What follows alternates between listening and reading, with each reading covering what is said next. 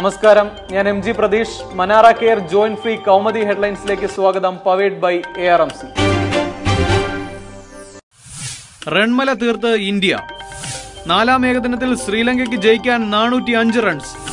ആദ്യം ബാറ്റ് ചെയ്ത ഇന്ത്യ 50 ഓവറിൽ 404 റൺസ് നേടി. കൂറ്റൻ സ്കോർ ഉയർന്നത് രോഹിത് ശർമ്മയുടെ ഇരട്ട സെഞ്ചുറിയിൽ. നായകൻ വിരാട് കോഹ്ലിക്ക് അർദ്ധ സെഞ്ചുറി.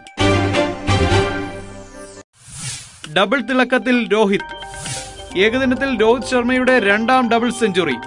കൊൽക്കത്തയിലെ ഈഡൻ ഗാർഡനിൽ 173 പന്തിൽ അടിച്ചുകൂട്ടിയത് 264 റൺസ്. 2 ഇരട്ട സെഞ്ചുറി നേടുന്ന ആദ്യ താരം, മറികടന്നത് സെവാഗിന്റെ റെക്കോർഡ്. ഏകദിനത്തിലെ ഏറ്റവും ഉയർന്ന സ്കോറിന് അകമ്പടിയായത് 33 ഫോറും 9 സിക്സും. ആദ്യ ഡബിൾ സെഞ്ചുറി നേടിയത് 2013 നവംബർ 2 ഓസീസിനെതിരെ. BJP പടമെടുപ്പിന്റെ പാർട്ടിയെന്ന് രാഹുൽ.